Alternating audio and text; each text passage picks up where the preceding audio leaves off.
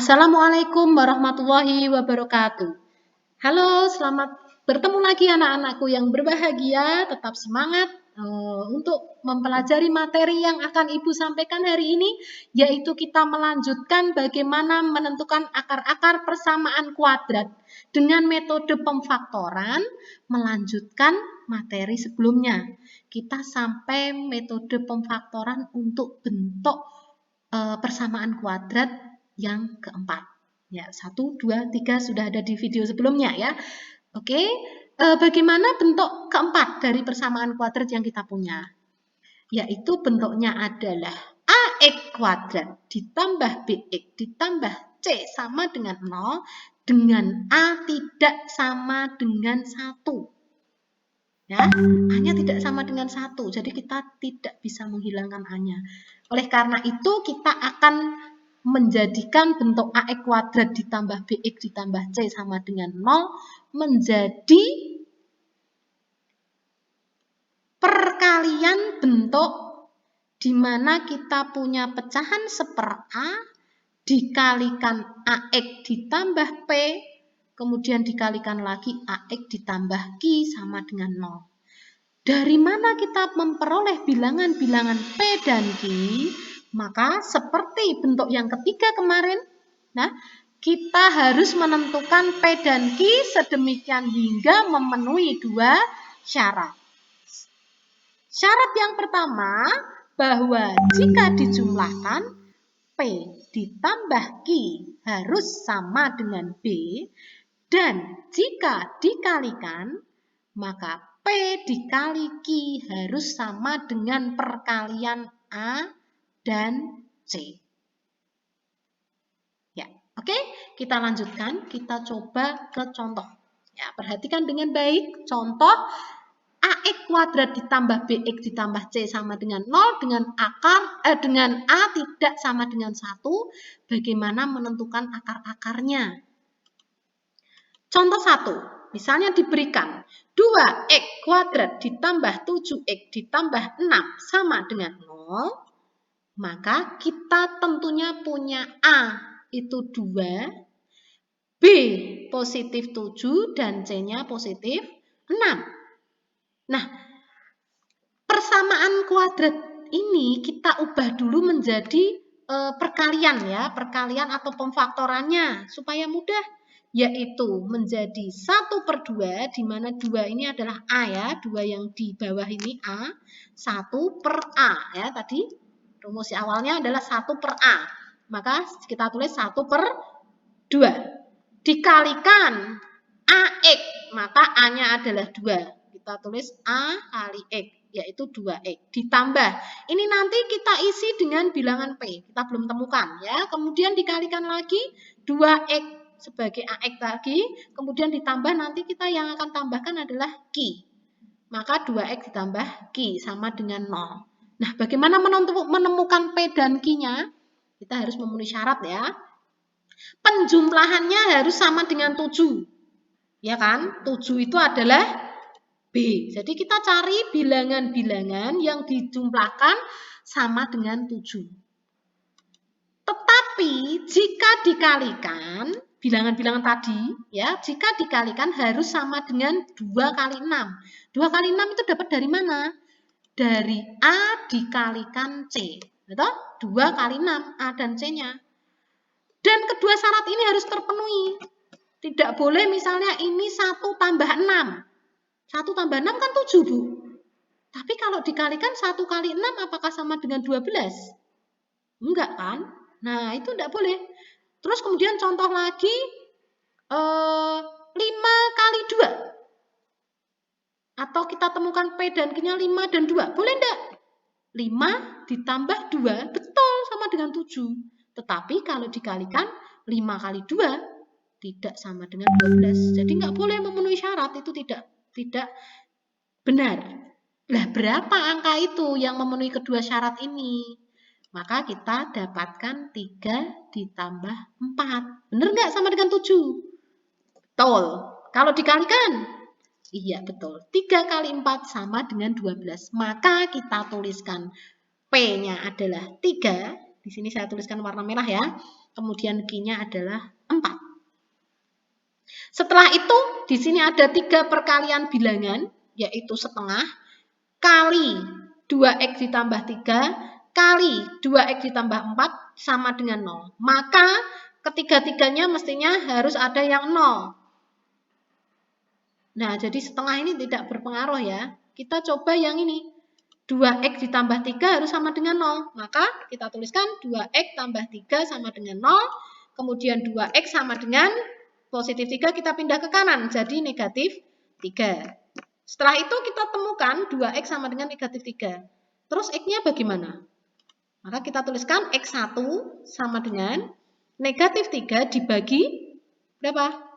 Dibagi 2. Ya, jadi hasilnya adalah X1 negatif 3 dibagi 2. Atau 2X ditambah 4 sama dengan 0. Kita punya 2X sama dengan positif 4 ini pindah ke kanan. Jadinya negatif 4. Kemudian X2 sama dengan negatif 4. Terus dibagi berapa? Iya, dibagi 2. 2 perkalian yang di kiri itu kalau pindah ke kanan menjadi pembagian. Jadi negatif 4 dibagi 2 sama dengan berapa? Negatif 2. Jadi ini sudah kita temukan akar-akar persamaan kuadrat yang kita cari tadi, yaitu X1-nya negatif 3/2 dan X2-nya adalah negatif 2. Jika kita tuliskan dalam bentuk himpunan penyelesaian, maka tambahkan saja kurung kurawal, yaitu kita tuliskan dibalik ya, negatif 2 dulu. Karena apa? Negatif 2 lebih kecil. Yang kecil kita tulis di kiri. Negatif 2, negatif 3/2. Oke? Semoga bisa dipahami. Kita lanjutkan contoh yang kedua. Guru punya persamaan kuadrat 3X kuadrat dikurangi 14X ditambah 8 sama dengan 0. Maka di sini A-nya adalah 3, B-nya adalah negatif 14, dan C-nya adalah 8. Ya kan? Kita buat reng-rengannya dulu. Perkaliannya yaitu 1/A. Maka kita tuliskan 1/3. 1/3. Dikalikan AX. A-nya 3. Kemudian dikalikan lagi. AX lagi. A-nya 3. Berarti 3X. Kita cari P dan Q yang memenuhi syarat. Kalau dijumlah hasilnya negatif 14 sama dengan B-nya. Kalau dikalikan hasilnya sama dengan 3 kali 8. Ini 3 kali 8. Berarti berapa? Ya. Kalau dikalikan hasilnya harus sama dengan 24. Jadi kita punya angka negatif 12 kali negatif 2. Karena kalau negatif 12 ditambah negatif 2 hasilnya negatif 14. Kalau dikalikan hasilnya negatif 12 kali negatif 2 hasilnya adalah 24. Maka kita punya P-nya adalah negatif 12, Q-nya adalah negatif 2. Yuk kita selesaikan. 3X dikurangi 12 sama dengan 0, maka kita punya 3X sama dengan negatif 12, kita pindah ke kanan jadi positif 12. Kemudian X1-nya berarti 12 dibagi berapa?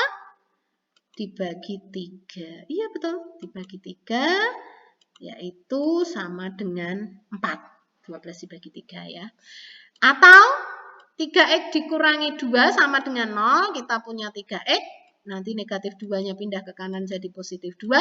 Kemudian X2-nya adalah 2 dibagi 3. Ya. Jadi penyelesaiannya adalah X1 sama dengan 4 dan X2-nya sama dengan 2/3. Kalau kita tulis dalam kurung kurawal maka 2/3,4. Kenapa dibalik Bu? Ya sama seperti tadi. 2/3 lebih kecil dari 4. Maka 2/3 kita tuliskan terlebih dahulu biar urut ya. Oke. Kita lanjut contoh ketiga. Kita punya 2X kuadrat ditambah X dikurangi 10 sama dengan 0. Maka kita analisa dulu. A-nya sama dengan 2. B-nya sama dengan 1. Dan C-nya adalah negatif 10. Ya kan? Sekarang kita buat reng-rengannya dulu untuk menyelesaikan. 1/2 kali 2X ditambah berapa kali 2X ditambah atau dikurangi berapa sama dengan 0. kita cari berapa-berapanya tadi yang sesuai dengan syarat. Oke, berarti kita harus menemukan dua angka yang jika dijumlahkan hasilnya 1, ya sama dengan yang B, tapi kalau dikalikan hasilnya harus sama dengan 2 kali negatif 10, yaitu A kali C. Berarti sama saja perkaliannya harus sama dengan negatif 20. Berapa kira-kira? Nek dijumlah hasilnya 1, nek dikalikan hasilnya negatif 20. Berarti kedua angka ini harus berlawanan tanda ya. Yang satu positif mesti yang satu negatif. Iya, karena perkaliannya menghasilkan angka negatif. Berapa itu? Yang dikalikan hasilnya 20, nek dijumlah hasilnya 1. Iya, 5 ditambah negatif 4. 5 ditambah negatif 4 kan seperti 5 dikurangi 4 ya. 5 dikurangi 4 kan hasilnya 1. Kalau dikalikan 5 kali negatif 4 sama dengan negatif 20. Nah, ini adalah angka yang tepat untuk mengisi P dan Q. Sehingga kita tuliskan P-nya adalah 5 dan Q-nya adalah negatif 4. Jadi persamaan kuadratnya kita sudah rubah menjadi faktor-faktornya ya, yaitu setengah kali 2x ditambah 5 kali 2x dikurangi 4 sama dengan 0. Sehingga kita punya 2x ditambah 5 sama dengan 0. 2x sama dengan positif 5 kita pindah ke kanan jadi negatif 5. Kemudian x sama dengan negatif 5 dibagi 2. Jadi ini x1-nya negatif 5 dibagi 2 atau negatif 5 per 2. Atau 2x dikurangi 4 sama dengan 0. Maka kita punya 2x sama dengan 4 kita pindah ke kanan menjadi positif 4. Sehingga 2x, x2. Tadi kan ketemu x1, sekarang x2 berarti 4 dibagi 2. Sama dengan berapa? 2. Oke, sudah ketemu x1-nya sama dengan negatif 5 per 2 dan x2-nya sama dengan 2. Jadi akar-akar persamaan kuadrat 2x kuadrat ditambah x dikurangi 10 sama dengan 0 adalah x1-nya negatif 5 per 2 atau x2-nya sama dengan 2. Loh, ini tanda negatifnya nulisnya kok beda Bu? Kok di tengah-tengah? Kalau yang tadi kok di atas? Tidak apa-apa, ketika sudah dihitung ditemukan maka negatif ini bisa ditaruh di depan sendiri. Kalau tadi kenapa negatifnya di atas miliknya negatif 5? Karena kita dalam proses pengerjaan negatifnya itu berasal dari angka 5. Jadi masih nempel di angka 5. Kalau ini sudah jawaban, kita boleh menuliskannya di depan. Jadi negatif 5 per 2. Oke, bagaimana cara menuliskan secara dalam bentuk himpunan? Seperti tadi ya, kita tuliskan dalam kurung kurawal. Oke. Alhamdulillah untuk metode pemfaktoran kita sudah selesai ya. Kita masuk latihan 4 yaitu tentukan akar-akar PK berikut dengan menggunakan metode pemfaktoran. Soal yang pertama 2x kuadrat tambah 11x tambah 12 sama dengan 0. Dan soal yang kedua adalah 3x kuadrat ditambah x dikurangi 4 sama dengan 0. Silakan kalian tulis di buku masing-masing. Kemudian foto jawaban dikirim ke link yang Bu Guru berikan. Seperti biasa, untuk memperdalam materi yang kalian pelajari, boleh materi yang ada di video ini kalian catat terlebih dahulu. Oke, Bu Guru tunggu jawabannya untuk bisa Bu Guru nilai. Oke, terima kasih. Semoga memberikan manfaat pembelajaran kita hari ini. Sampai ketemu lagi di pertemuan berikutnya. Assalamualaikum warahmatullahi wabarakatuh.